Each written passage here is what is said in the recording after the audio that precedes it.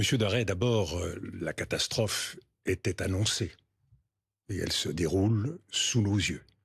La guerre s'étend, elle s'est étendue dans la région, elle s'étend dans les secteurs, en matière énergétique, transport, assurance, multipliant les risques de crise économique mondiale. Et puis, elle s'étend dans le temps. Nous comptons les jours et nous voyons bien que cette guerre n'est pas prête de s'arrêter et qu'en tout cas ses conséquences ne sont pas prêtes de s'arrêter. Et nous voyons aussi que l'extension a toutes les chances de devenir géopolitique.